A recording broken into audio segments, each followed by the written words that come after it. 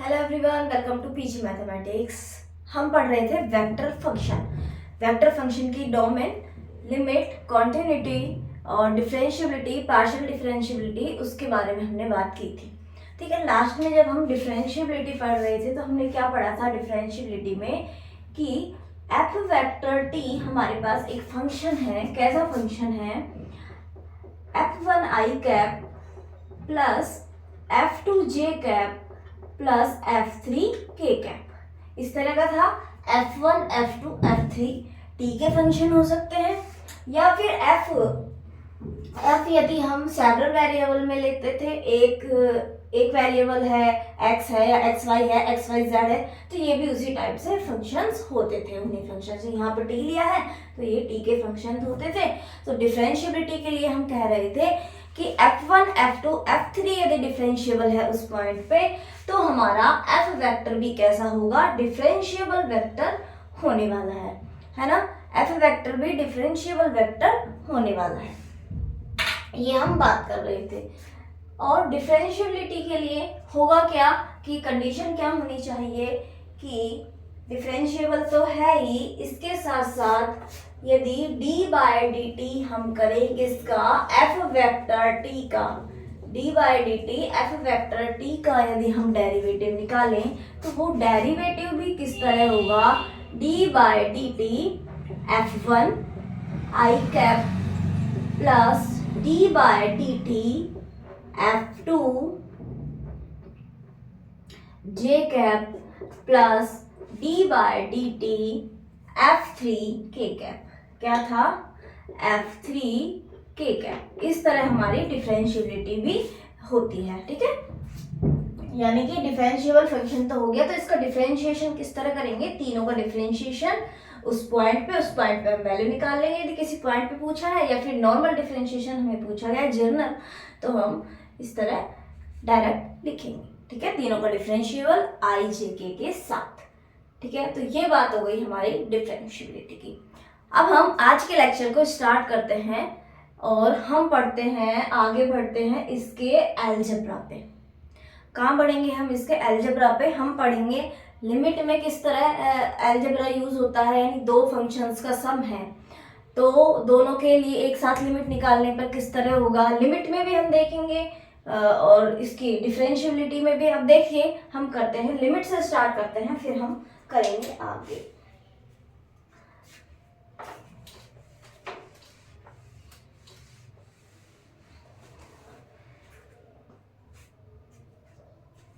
सबसे पहले हम फर्स्ट पॉइंट डालिए। फर्स्ट पॉइंट के अंदर हम लिमिट वाले पे पहले बात कर रहे हैं। यदि हमारे पास है limit t tending to t nought, किसी t नॉट पे निकालनी है। ये हम t वाले के लिए कर रहे हैं, सिंगल वेरिएबल के लिए। आप डबल वेरिएबल के लिए इस तरह ही हुआ। हमें दो फंक्शंस हैं u vector t plus minus v vector t, इसकी लिमिट निकालनी है। तो ये अलग अलग होगी। Limit t tending to t nought u vector t plus minus limit t tending to t nought v vector t। यदि दो फंक्शंस का सम है और उस पर हमें लिमिट निकालनी है तो दोनों के अलग अलग लिमिट निकाल के हम सम करेंगे, और डिफरेंस है तो डिफरेंस करेंगे। ठीक है, इस तरह हम करते हैं। दूसरा, हमारे पास यदि कोई स्केलर फंक्शन मल्टीपल में हो, कैसे? Limit t tending to t nought, कोई स्केलर फंक्शन है फाई ऑफ t, साथ में हमारा फंक्शन है u vector t, u f जो भी आप लेना चाहें। ठीक है, ये कैसा है? स्केलर फंक्शन है, ये है वेक्टर फंक्शन। तो इसके लिमिट के लिए हम क्या करेंगे? Limit t tending to t nought phi of t into, अलग अलग हम लिमिट निकाल देंगे, limit t tending to t nought t tending to t nought u vector t। इस टाइप से हम लिमिट निकालेंगे। एक फंक्शन हमारा स्केलर है, एक फंक्शन हमारा वेक्टर है।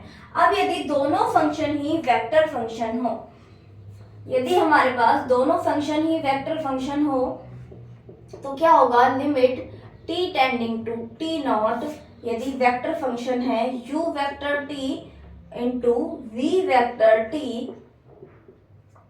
तो हम अलग अलग निकालेंगे limit t tending to t nought u vector t और मल्टीप्लाई करेंगे limit t tending to t nought v vector t।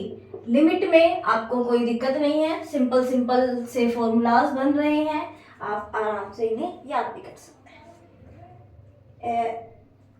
अब दो वेक्टर फंक्शन है, तो वेक्टर देखो ये वेक्टर है, तो ये प्रोडक्ट तो कैसा है, डॉट प्रोडक्ट नॉर्मल। यदि दोनों के बीच क्रॉस प्रोडक्ट हो, दो फंक्शंस हैं तो ये एक तरह से वेक्टर फंक्शंस हैं, तो यदि हमारे पास u vector t cross v vector t का यदि हमें लिमिट निकालनी है t बराबर t नॉट पे, t tends to t nought, तो हम क्या करेंगे, अलग अलग लिमिट निकालेंगे। Limit t tends to t nought u vector t cross limit t tends to t nought v vector t। हम दोनों की अलग अलग लिमिट निकालेंगे, एक वेक्टर ही मिलेगा, वो भी उनका क्रॉस कर सकते हैं, ठीक है। यानी कि तीन वेक्टर्स, दो वेक्टर्स हैं तो उनका डॉट प्रोडक्ट भी हो सकता है और क्रॉस प्रोडक्ट भी। वेक्टर फंक्शन है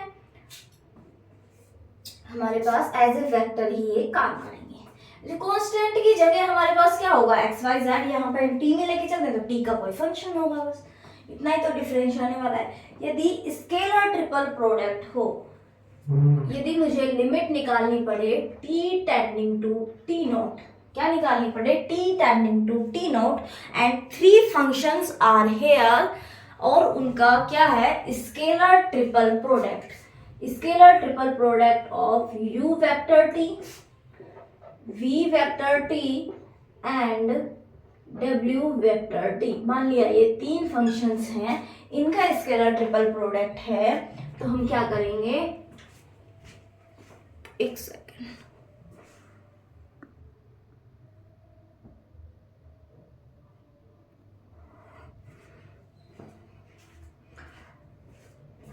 तो हम क्या करेंगे, देखो हम करेंगे limit t scalar triple product limit t tending to t nought u vector t, limit t tending to t nought v vector t, limit t tending to t nought w vector t। यानी हम इन तीनों का scalar triple product करेंगे तो उसके अंदर limit ले गए हम तीनों के लिए, यानी तीनों की लिमिट निकालेंगे और फिर उन तीनों का हम स्केलर ट्रिपल प्रोडक्ट करने वाले हैं, ठीक है। नोट करो, अगले पॉइंट पे चलते हैं। तो सिंपल सिंपल है, लिमिट में कोई दिक्कत नहीं आ रही है। अब वेक्टर ट्रिपल प्रोडक्ट की बात करें और हमें लिमिट निकालनी हो, हमें लिमिट निकालनी है, limit t tending to t nought vector triple product u vector t, इस तरह से है हमारे पास।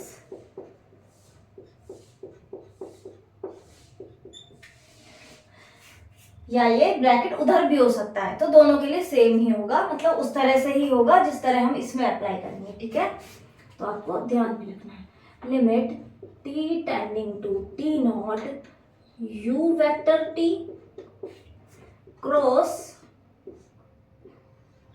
क्या हो जाएगा, limit t tending to t nought v vector t cross limit t tending to t nought w vector t।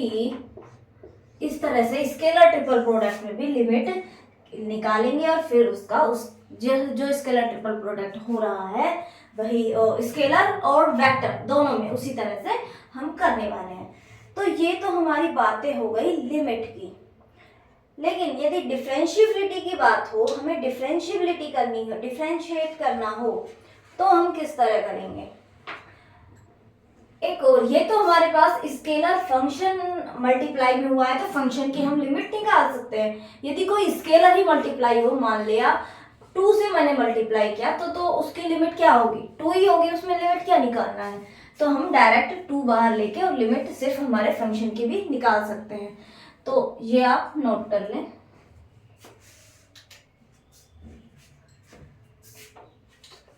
अब बात करते हैं हमारे सेकंड पॉइंट पे, जिसमें हम फंक्शंस के डिफरेंशिएबिलिटी के बारे में देखेंगे।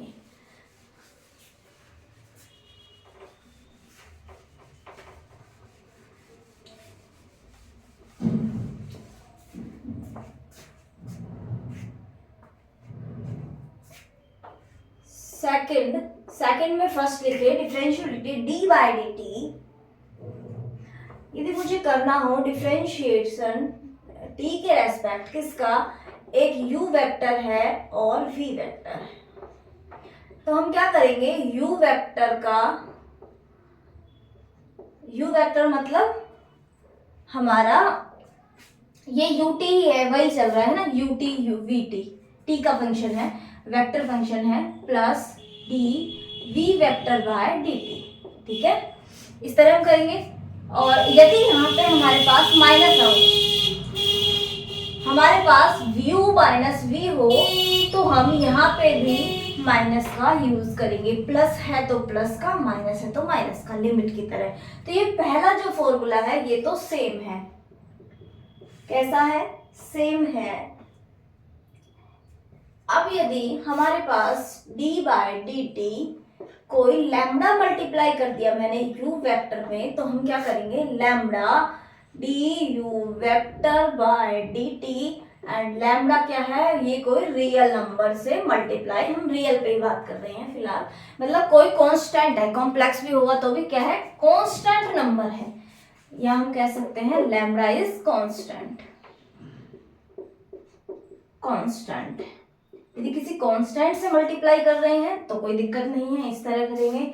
थर्ड, यदि हम स्केलर फंक्शन से मल्टीप्लाई करें, ये तो क्या है, कांस्टेंट है, स्केलर है, यदि हम स्केलर फंक्शन से करें, स्केलर फंक्शन है फाई टी, स्केलर फंक्शन हमने लिया फाई टी, कैसे, phi u vector, phi t u t. ठीक है, ये स्केलर फंक्शन है, u हमारा वेक्टर फंक्शन। हम क्या करेंगे, देखो d phi by d t, t का ही फंक्शन है, रेस्पेक्ट में differentiation u vector plus phi into d u vector by d t. जिस तरह हम u इंटू वी का डिफरेंशिएशन करते हैं, नॉर्मल डिफरेंशिएशन जो हम 11th-12th में हमने सीखा था, u इंटू वी का क्या होता है, u इंटू वी का डिफरेंशिएशन, v इंटू यू का डिफरेंशिएशन, तो उसी तरह से हम ये डिफरेंशिएशन कर रहे हैं। ठीक है, इस तरह से हम ये डिफरेंशिएशन करेंगे। और यदि मेरे पास दोनों फंक्शन वेक्टर भी हो जाएं तो भी हम इसी फॉर्मूले का यूज करेंगे। डिफरेंशिएशन हमारे नॉर्मल डिफरेंशिएशन वाले से ही होंगे।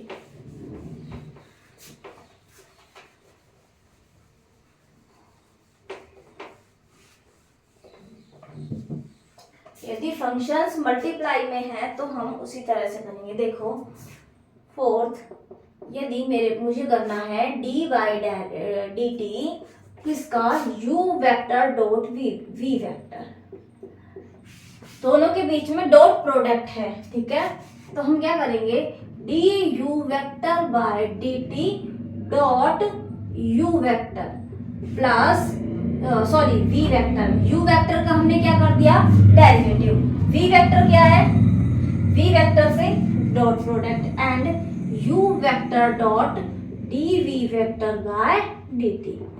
यहाँ पे यदि हम इन्हें डॉट प्रोडक्ट है, कम्यूटेटिव होता है ना, तो हम आगे पीछे भी कर दे डॉट प्रोडक्ट में कोई दिक्कत नहीं होगी, u इंटू वी या v इंटू यू हो तो कोई दिक्कत नहीं होती ना। इसी तरह यदि हम v dot d you by d T लिख दे तो कोई दिक्कत नहीं होगी, लेकिन जब हम क्रॉस वाला करेंगे उस वहां पे माइनस प्लस का डिफरेंस आता है। कैसे आता है, देखो हम जानते ही हैं, हमने पढ़ा था ना a क्रॉस b क्या हो रहा था, माइनस b क्रॉस a के बराबर। तो इसी तरह u क्रॉस v वेक्टर है, तो हमें ऑर्डर को ध्यान में रखना है।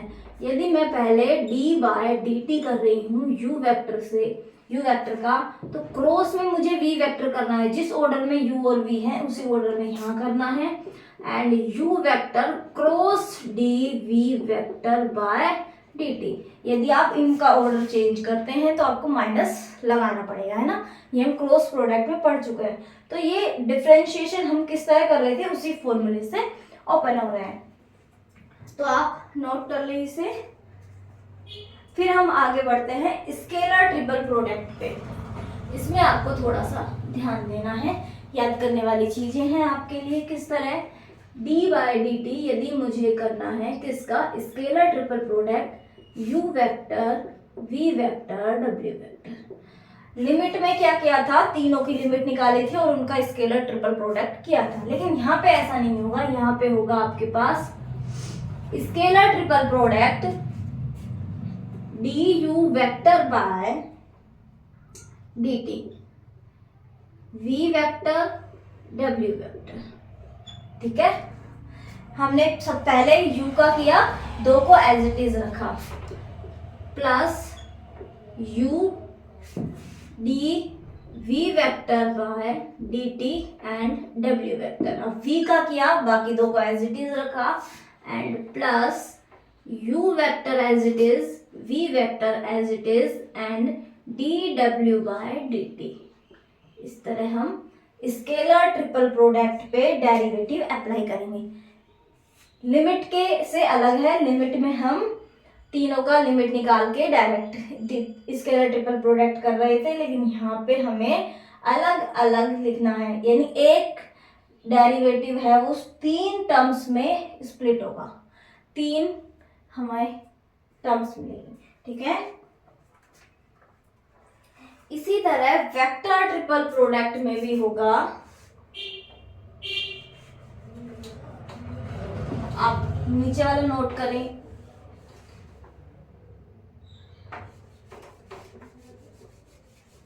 किस तरह होगा देखो,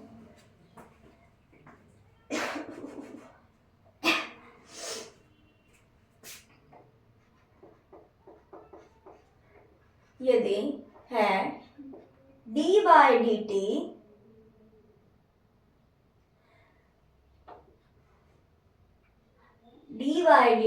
मेरे पास है u वेक्टर, स्केलर ट्रिपल नहीं है ये, ऐसे ही लिख लीजिए आप, कहीं कंफ्यूज है, u cross v vector cross w vector. ठीक है, इस तरह मुझे दिया गया है, तो हम कैसे करेंगे, हम करेंगे d by d t u vector, du by d t cross v vector cross w vector, plus u vector cross dv by d t cross w vector, plus u vector cross v vector cross dw by dt। इस तरह हम open इसे करेंगे, यानी वही तीन term अलग अलग लिखेंगे, तीनों में एक एक बार किसी एक एक का डेरिवेटिव करते हुए जाएंगे। तो ये बात हो गई हमारी डिफरेंशिएशन की। इसके बाद और आगे बढ़ेंगे, आगे चलेंगे, और एक दो रिजल्ट हैं डिफरेंशिएशन के, आप इसे नोट कर लें।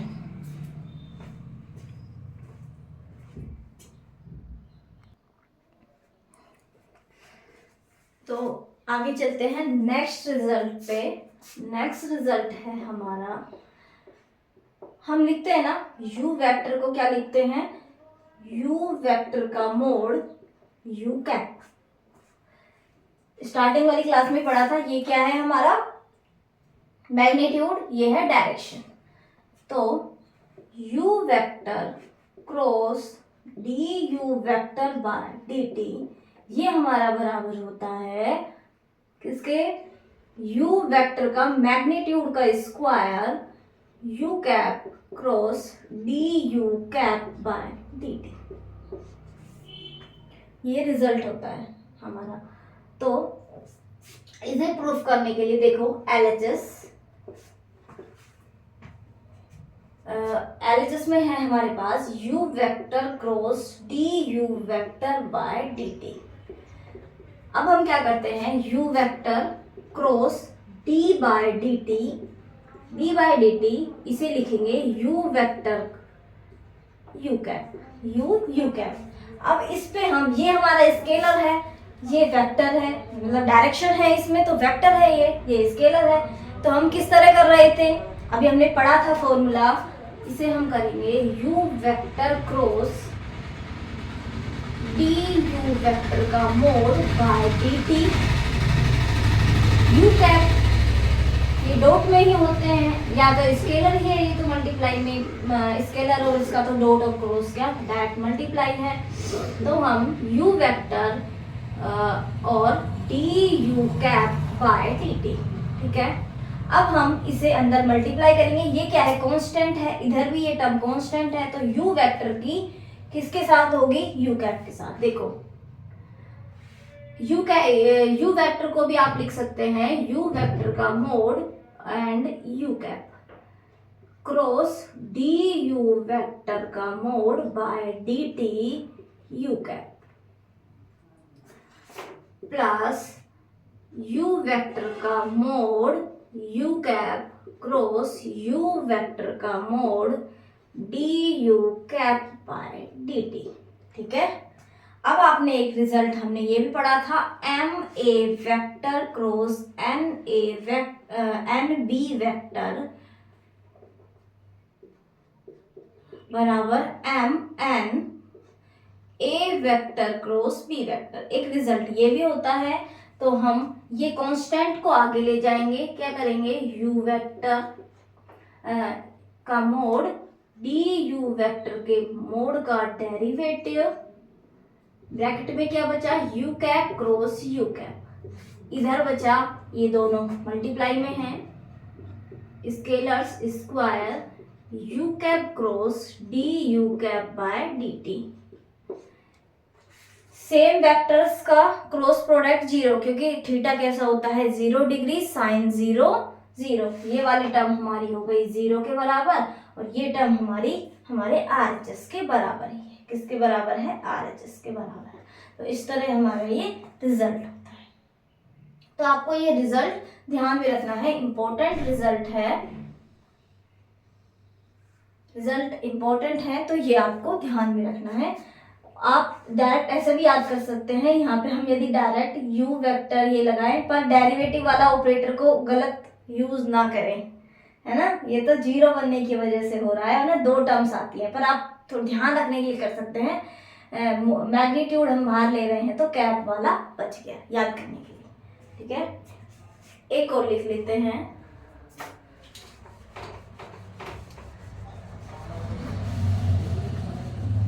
फिर आगे बढ़ते हैं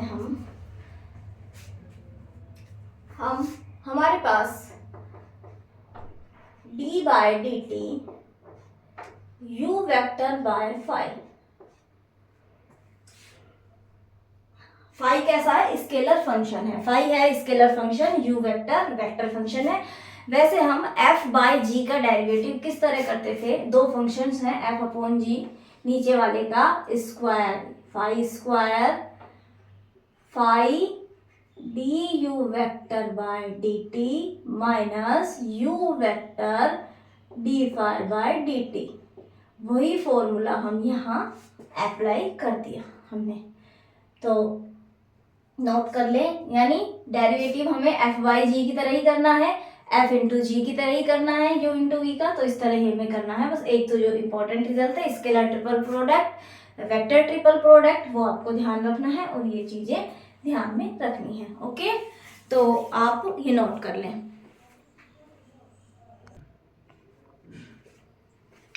आगे चलते हैं हम, हमारे फर्स्ट एंड सेकंड 2 पॉइंट्स हो गए, थर्ड पॉइंट पे। थर्ड पॉइंट, यदि हमारा वेक्टर फंक्शन u वेक्टर कैसा है, constant, if vector function u vector is constant then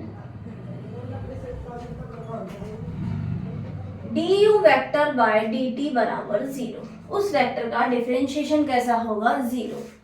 यदि हमारा फंक्शन, ये फर्स्ट पॉइंट है थर्ड में, सेकंड, यदि हमारा फंक्शन कांस्टेंट है तो उसका डेरिवेटिव कैसा होने वाला है, 0 होने वाला है।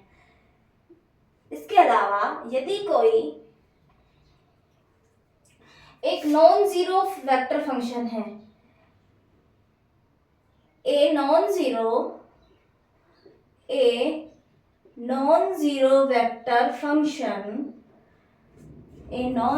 Vector function is constant, non zero है एंड कांस्टेंट इन मैग्नीट्यूड है, यानी उस जो वेक्टर फंक्शन है उसका मैग्नीट्यूड कैसा है, कांस्टेंट है, डायरेक्शन कांस्टेंट नहीं है। ठीक है, डायरेक्शन हो या ना हो उससे हमें मतलब नहीं है। Then u vector dot d u vector by d t बराबर 0 होता है। ये आप ध्यान रखेंगे, मैग्नीट्यूड में कैसा हो, कांस्टेंट हो, constant in magnitude, then u vector dot d u vector by d t बराबर 0 और non zero vector. Non zero से मतलब यही है मैग्नीट्यूड यदि जीरो वेक्टर हुआ तो फिर वो डायरेक्शन में भी जीरो ही हो गया। हम जीरो के लिए ही बात कर रहे हैं, तो जीरो के लिए तो ये खुद जीरो है, तो आप कुछ भी आगे मल्टीप्लाई करते रहिए। तो नॉन जीरो के लिए हम बात कर रहे हैं। तो जैसे आप वेक्टर देखना चाहें, एग्जाम्पल नॉन जीरो भी है एंड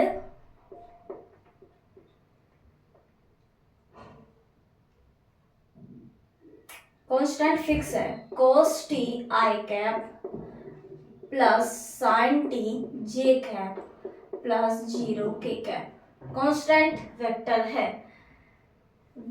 मैग्नीट्यूड कितना है, हमेशा 1 आने वाला है एंड डायरेक्शन हमेशा अलग अलग आने वाली है, इसकी डायरेक्शन कांस्टेंट नहीं होगी। आप पॉइंट चेंज करते रहेंगे, थीटा चेंज होता रहेगा, डायरेक्शन चेंज होती रहेगी। ठीक है, टी की वैल्यू अलग अलग रखने पर हाँ, इसका मैग्नीट्यूड क्या होगा, under root cos square T plus sine square t, वो हमेशा 1 होने वाला है। तो इस तरह ये है हमारे पास।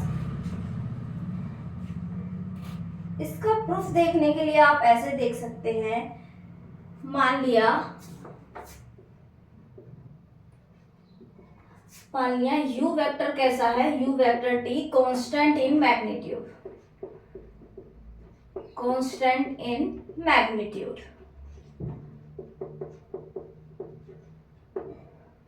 तो u वेक्टर t का स्क्वायर, ये फंक्शन क्या हो गया, स्क्वायर, ये भी कैसा होगा, कांस्टेंट इन मैग्नीट्यूड।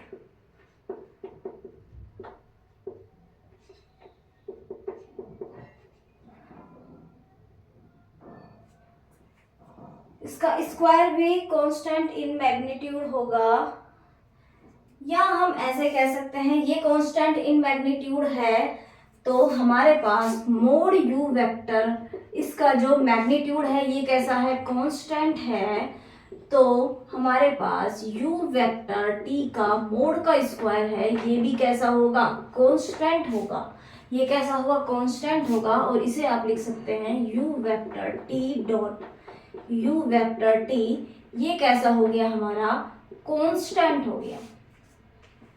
ठीक है, u इसका स्क्वायर को हम इस तरह लिख सकते हैं डॉट प्रोडक्ट की फॉर्म में, तो ये कैसा हो गया हमारा, कांस्टेंट हो गया। और जब कांस्टेंट फंक्शन है, यदि ये हमारा कांस्टेंट है तो कांस्टेंट का डेरिवेटिव 0 होता है, तो d by d t u vector dot u vector बराबर 0, this implies u vector dot du vector by d t plus du vector by d t dot u vector बराबर 0। अब dot product commutative होता है, दोनों term same है, तो हम कर सकते हैं 2 into u vector dot u vector by d t बराबर 0, और हम नेक्स्ट स्टेप में 2 को हटा देंगे, तो ये हमारी आ गई। यदि हमारा वेक्टर कांस्टेंट इन मैग्नीट्यूड है तो u vector dot du by d t कैसा हो जाता है हमारा, 0 हो जाता है।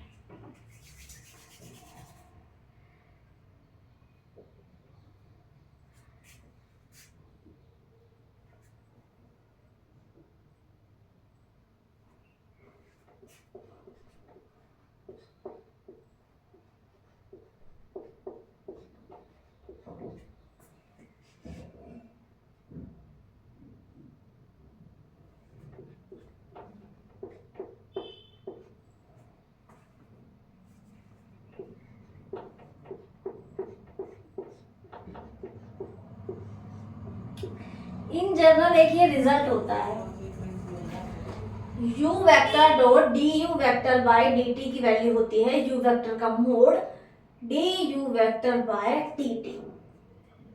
ये कैसे आएगा, इसे आप इस तरह देखेंगे, एलएचएस लेंगे, इसे आप क्या लिखेंगे u u कैप, इसमें भी आप लिखेंगे u u कैप और डॉट प्रोडक्ट है और डेरिवेटिव में ये वाला फॉर्मूला लगाएंगे और ये डॉट प्रोडक्ट के साथ ले जाएंगे तो आपके पास ये टर्म आ जाएगी, इजीली आप सोल्व कर सकते हैं। ठीक है, तो ये रिजल्ट होता है। अब आप देख सकते हैं यदि कांस्टेंट इन मैग्नीट्यूड है हमारा वेक्टर, वेक्टर कैसा है, कांस्टेंट इन मैग्नीट्यूड है, तो u वेक्टर कैसा हो, ये कैसा हो गया, मैग्नीट्यूड है, कांस्टेंट, कांस्टेंट का डेरिवेटिव 0, तो ये वाली टर्म हमारी हमेशा 0 आती है। इस तरह भी आप इसे देख सकते हैं। ठीक है, एक बात और, कोई वेक्टर है u वेक्टर, उसके लिए मैंने u कैप निकाला। u कैप क्या होता है, unit vector in direction of u vector, unit vector है किसकी डायरेक्शन में, u वेक्टर की डायरेक्शन में। यूनिट वेक्टर का मतलब हो गया हमारे पास u कैप का जो मोड है वो हमेशा 1 आएगा। ठीक है, यूनिट वेक्टर का मॉडुलस हमेशा 1 आता है, इसका मतलब ये कैसा है, कांस्टेंट है किसमें, इन मैग्नीट्यूड,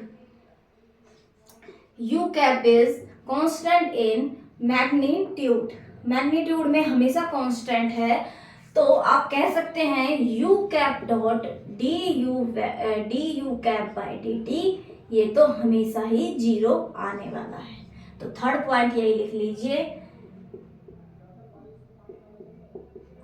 कि u कैप तो हमेशा कैसा होता है, कांस्टेंट इन मैग्नीट्यूड होता है, तो u cap dot d you cap by d T हमेशा ही 0 रहने वाला है और ये रिजल्ट आप याद रख सकते हैं। ठीक है, तो u कांस्टेंट इन मैग्नीट्यूड होने का मतलब है u vector dot d you by d t कैसा होना चाहिए, 0, एंड u कैप तो हमारा हमेशा ही कांस्टेंट इन मैग्नीट्यूड होता है, हमेशा उसका जो डेरिव मैग्नीट्यूड है 1 रहता है, तो u cap dot d you cap by d T हमेशा 0 रहता है। तो इसे आप नोट कर ले और याद रखेंगे एज ए रिजल्ट, काफ़ी बार पूछा गया है ये रिजल्ट। ठीक है, एक हमारा रिजल्ट और आएगा कांस्टेंट इन डायरेक्शन, तो ये पहले नोट करें। आप लिख सकते हैं हर वेक्टर के लिए for every non zero vector function u vector u cap dot d you cap by d t बराबर 0। एंड देखिए आप अपने सेकंड रिजल्ट पे जाते हैं, non zero vector function is constant in magnitude then u vector dot d u vector by d t कैसा है हमारा, 0 है। ठीक है, ये हमारा 0 आ रहा है। दो फंक्शंस हैं, देखो u वेक्टर भी क्या है, वेक्टर फंक्शन है, and D u vector by d T भी कैसा है, वेक्टर फंक्शन है। ठीक है, डेरिवेटिव करने से वो स्केलर में कन्वर्ट नहीं होगा, वो वेक्टर फंक्शन ही रहेगा। अब दो वेक्टर्स हैं, दो वेक्टर्स का डॉट प्रोडक्ट 0 होने का मतलब क्या है, दोनों कैसे हैं, दोनों के बीच में एंगल कितना है, कोस थीटा होता है, इसका मतलब 90 डिग्री। यानी कि यदि कोई फंक्शन यदि कोई वेक्टर है वो अपना कांस्टेंट इन मैग्नीट्यूड है, तो u vector and D u vector by d T कैसे होते हैं, परपेंडिकुलर होते हैं। तो ये भी आप लिख लीजिए, ये भी आप लिख लीजिए एज ए रिजल्ट यहाँ पे, if u vector is constant in magnitude, constant in magnitude, then u vector and du vector by dt are perpendicular, are perpendicular। तो ये रिजल्ट आपको ध्यान में रखने हैं। आपने एक रिजल्ट पढ़ा सेकंड वाला, उससे आपने दो रिजल्ट और निकाले, एक कैप यू कैप वाला और एक ही परपेंडिकुलर वाला, तो ये आपको हमेशा ध्यान में रखने हैं। ठीक है, अब हम नेक्स्ट रिजल्ट की तरफ बढ़ते हैं, तो आगे चलते हैं।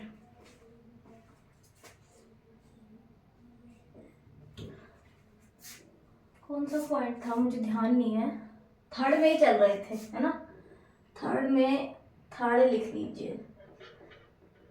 ठीक है, अब हमारे पास एक नॉन जीरो वेक्टर है, a non zero vector constant इन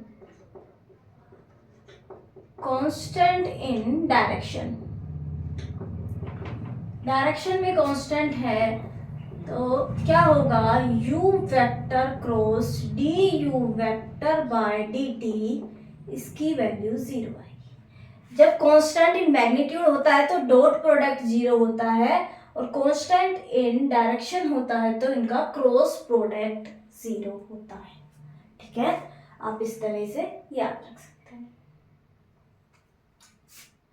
एक फंक्शन है जो कांस्टेंट इन डायरेक्शन है, तो हम जैसे u vector constant in direction है, तो इसे हम phi of t into c vector इस तरह लिख सकते हैं। सी वेक्टर क्या है, कांस्टेंट वेक्टर है। सी वेक्टर के पास केवल डायरेक्शन है, और डायरेक्शन कैसी है, कांस्टेंट है, एक कांस्टेंट फंक्शन इसे हम बोल सकते हैं। सी वेक्टर क्या है, कांस्टेंट वेक्टर। कैसे कह सकते हैं हम, कांस्टेंट वेक्टर है ये। एंड जो फाई ऑफ टी क्या है, ये पॉजिटिव है, positive scalar function. Positive scalar function कैसे, पॉजिटिव क्यों लिया, स्केलर तो है, इसे हम मैग्नीट्यूड और डायरेक्शन में अलग अलग लिख रहे हैं, और डायरेक्शन में फंक्शन कांस्टेंट है तो इसे कांस्टेंट वेक्टर हो गया। इसके पास केवल मैग्नीट्यूड है तो ये स्केलर हो गया। लेकिन पॉजिटिव इसलिए क्योंकि किसी भी वेक्टर का मैग्नीट्यूड हम जीरो नहीं लेंगे, सॉरी नेगेटिव नहीं लेंगे, जीरो तो हो सकता है, नॉन जीरो है तो ये नॉन जीरो हो गया यदि नॉन जीरो वेक्टर लेते हैं तो। ठीक है, तो इस तरह हम किसी कांस्टेंट इन डायरेक्शन वेक्टर को लिख सकते हैं। यू वेक्टर कैसा है, constant in direction, constant in direction. ठीक है, तो इस तरह आप किसी कांस्टेंट इन डायरेक्शन वेक्टर को लिख सकते हैं। यदि u वेक्टर, देखो u वेक्टर t को आप लिख सकते हैं u वेक्टर t का mode into u cap t, इस तरह आप लिख सकते हैं। अब ये फंक्शन कांस्टेंट इन डायरेक्शन है, डायरेक्शन हमें ये बताती है, तो हम u cap t u vector t by magnitude of u vector t इस तरह लिखेंगे। और इसका मैग्नीट्यूड तो कैप है, 1 होगा, यूनिट वेक्टर है, एंड कांस्टेंट इन डायरेक्शन हमें दिया गया है, तो हम ये कैसा हो जाएगा, कांस्टेंट वेक्टर। कैसा हो जाएगा, कांस्टेंट वेक्टर हो जाएगा जब हमें u वेक्टर कैसा दिया गया है, कांस्टेंट इन डायरेक्शन दिया गया है। यदि मेरे पास कांस्टेंट इन डायरेक्शन है u वेक्टर, तो u vector by magnitude of u vector कैसा फंक्शन हो जाएगा, कैसा वेक्टर हो जाता है, कांस्टेंट वेक्टर हो जाता है, और इसे हम डिनोट कैसे करेंगे, u कैप से। ठीक है, u कैप t से, इस तरह हम इसे डिनोट करते हैं।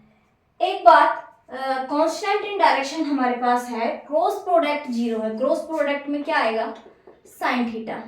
साइन थीटा 0 कब होगा, थीटा की वैल्यू 0 होनी चाहिए, या फिर थीटा की वैल्यू पाई होनी चाहिए, यानी 0 या 180। ठीक है, इस तरह हमारा थीटा होगा, तो हमारा ये वाली वैल्यू होल्ड होगी। और ये कब होल्ड हो रही है, जब हमारा कांस्टेंट इन डायरेक्शन है। इसका मतलब यदि हमारा u vector is constant in direction है, कांस्टेंट इन डायरेक्शन है, कांस्टेंट इन डायरेक्शन है, तो हम कहेंगे u vector and du vector by dt are collinear, collinear vector. 0 है या पाई है, एंगल तो कोलिनियर है ना, सेम डायरेक्शन में भी हो सकता है और अपोजिट डायरेक्शन में भी। तो कैसे वेक्टर हो गए, ये हमारे कोलिनियर वेक्टर्स हो गए। नेक्स्ट हम आगे चलेंगे। नेक्स्ट, इसका प्रूफ तो देखा ही नहीं ना, इसका प्रूफ देखते हैं।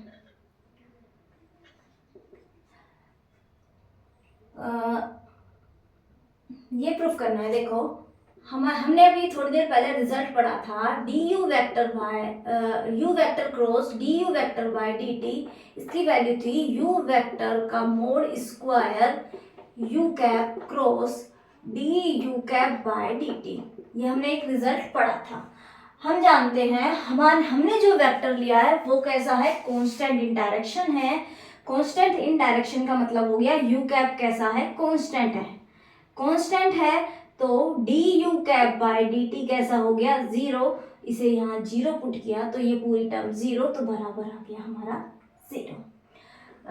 बैक साइड में यदि हम जाएं, उल्टा जाएं, तो हम यदि इस वाली टर्म को जीरो लेके चलें तो इसका मतलब ये रिजल्ट इसके बराबर है, ये टर्म आ गई हमारी जीरो, और ये वाली टर्म हमारी जीरो आ रही है। तो ये जीरो क्यों आ रही है कि ये कांस्टेंट इन डायरेक्शन है, इसके कारण जीरो आ रही है। या तो हमारा यही जीरो होगा वेक्टर, या मैग्नीट्यूड होगा, या ये होगा, इस तरह हम कह सकते हैं। यदि ये जीरो है तो फिर हम इसका डेरिवेटिव भी जीरो होगा, डेरिवेटिव जीरो है तो इसका मतलब कांस्टेंट इन डायरेक्शन है। ठीक है, इस तरह आप सॉरी देखो, एक बात और, आपने दो चीजें पढ़ी,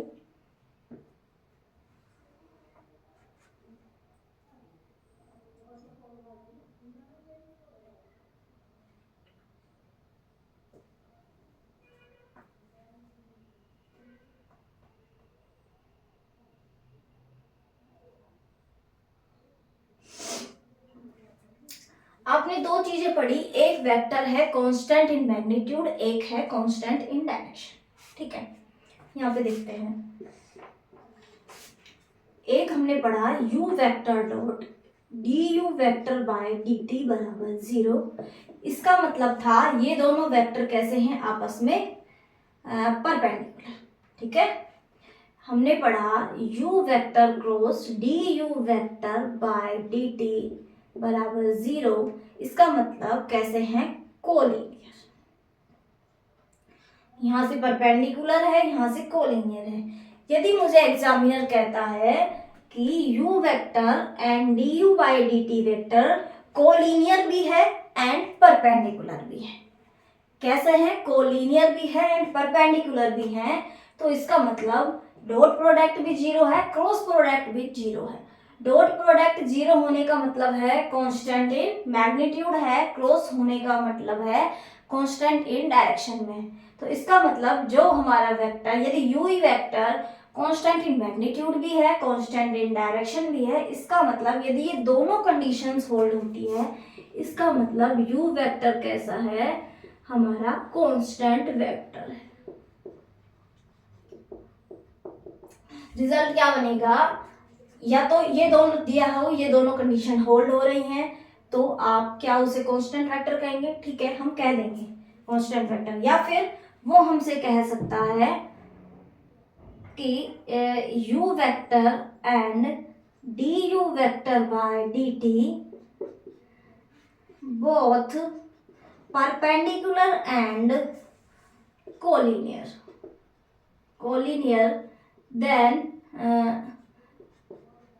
then u vector is constant vector, unit vector इस तरह पूछे तो हम कहेंगे ये कांस्टेंट वेक्टर होगा।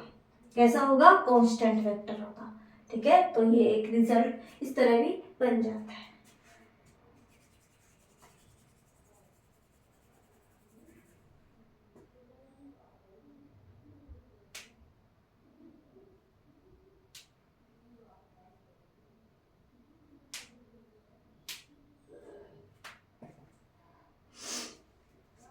तो ये आप नोट कर लें। इसके बाद हम कुछ एग्जाम्पल्स करते हैं। आज की क्लास में सिर्फ एग्जाम्पल्स करेंगे, फिर आगे हम नेक्स्ट क्लास में पढ़ेंगे वेक्टर के operator, vector differential operator, del वगैरह, वो हम आगे पढ़ेंगे। फिर हम डाइवर्जेंस और ये कर्ल वगैरह फिर देखेंगे। तो पहले आप ये नोट करें, फिर हम कुछ एग्जाम्पल्स करेंगे जो हमने लास्ट दो क्लासों में वेक्टर फंक्शंस के बारे में पढ़ा है। तो लास्ट क्लास में तो फिर भी हमने एग्जाम्पल कर लिए थे, लेकिन अब भी हमने कोई एग्जाम्पल नहीं किए हैं। तो इन रिजल्ट्स को हमें अप्लाई करना है, तो कुछ एग्जाम्पल्स के थ्रू हम अपना प्रैक्टिस करेंगे। तो ये एग्जाम्पल करते हैं। ये हमारे जेपीएच का ये एग्जाम्पल है एंड आरपीएससी में काफी बार पूछा गया है। ठीक है, तो आर वेक्टर हमें दिया है, हमें निकालना है ये ऑप्शंस को चेक करना है। देखो शुरू के दो ऑप्शंस को एक साथ चेक हो जाएंगे, दोनों LHS सेम है, RHS हमें देखना है क्या आ रहा है। ऐसे ही थर्ड एंड फोर्थ में। तो पहले हम फर्स्ट वाले इसमें देखो आर वेक्टर हमें दिया है, आर वेक्टर टी बराबर a cos t i cap plus a sine T J cap plus a t tan t k cap. ठीक है, हम आर डॉट या d r by d t एक ही बात है, इसे इस तरह लिख दिया है आर वेक्टर डॉट टी, इसे ही हम क्या कहेंगे d r by d t. दो डबल डॉट मतलब d two by d t square करना है, ट्रिपल डॉट मतलब 3 बार।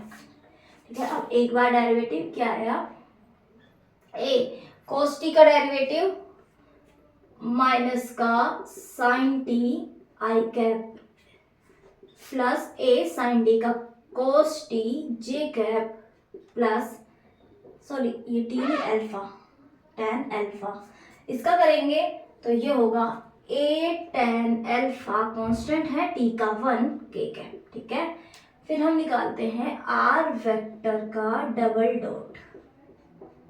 डॉट निकाला, इसका फिर एक बार डिफरेंशिएशन और कर देते हैं, minus A cos t I cap plus minus ही हो जाने वाला है, माइनस का A sine T J cap plus 0 K cap, ये कांस्टेंट बचा A tan alpha.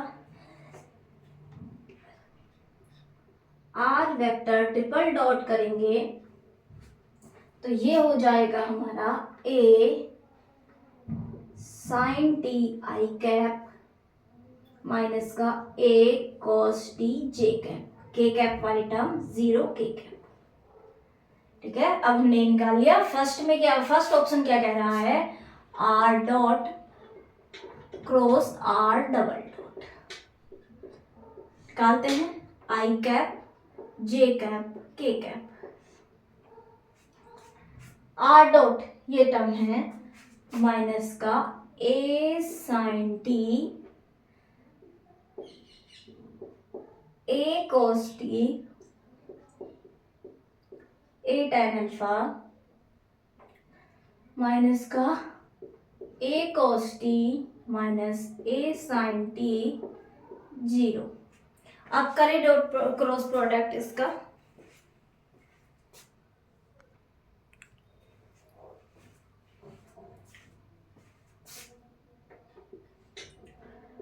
I cap क्या होगा, आई कैप के साथ इसे मल्टीप्लाई किया, A square tan alpha sine T minus J cap A square tan alpha cos T plus K cap A square sine square T plus A square cos square T, यानी A square को हम लिखे ए square. इसका mode निकालना है हमें तो हम निकालेंगे mod r vector dot cross r vector double dot, इसका मोड, इस वेक्टर का मोड अंडर रूट, इसका स्क्वायर करेंगे ए पे raise to power 4 tan square alpha sine square T plus A square tan square alpha cos square T plus a raise to power 4। इसमें से a पे a 4 हो गया, a 4 tan square alpha common लेंगे तो sine square T plus cos square T 1, यहाँ से फिर ए रेज टू पावर 4 कॉमन लेंगे तो tan स्क्वायर अल्फा क्या हो जाएगा, tan स्क्वायर अल्फा प्लस 1 हो जाएगा sec स्क्वायर अल्फा, और जब रूट से बाहर आएगा तो ए स्क्वायर sec अल्फा। इसका मतलब यहाँ पे tan और कोड दिए हैं, दोनों ऑप्शन हमारे रॉन्ग हो गए। ठीक है, इसकी वैल्यू क्या आनी चाहिए थी, A square sec square alpha. Third and fourth example की बात करते हैं, थर्ड एंड फोर्थ एग्जाम्पल नहीं ऑप्शन की, हमें निकालना है scalar triple product dot double dot and triple dot का। वैसे तो हम क्या करते हैं, डिटरमिनेंट बनाते, तीनों के कोफिशिएंट लिखते तो आ जाता। अब हमारे पास इसके लिए एक फॉर्मूला और होता है, r vector dot cross r vector double dot into dot r vector triple dot. तो ये हमारे पास निकला हुआ है और ट्रिपल डॉट ये रहा, इसके साथ डॉट प्रोडक्ट करते हैं तो हमारा आया A cube tan alpha sine square T plus minus minus plus हो गया A cube tan alpha cos square T plus 0, क्योंकि के कैप की कोफिशिएंट 0 है तो यहाँ से हम कॉमन लेके ए क्यूब tan अल्फा, इसकी वैल्यू आ गई A cube tan alpha. Third option correct हो गया, फोर्थ हमारा गलत हो गया। तो इस तरह हम ये एग्जाम्पल कर सकते हैं, ठीक है। तो इसमें आपको 2-3 कॉन्सेप्ट हुए होंगे रिवाइज, क्रॉस प्रोडक्ट का, डेरिवेटिव का, स्केलर ट्रिपल प्रोडक्ट का। तो ठीक है, आज यही एक एग्जाम्पल करते हैं, फिर हम आगे नेक्स्ट लेक्चर्स में मिलते हैं। Okay, bye bye, thank you.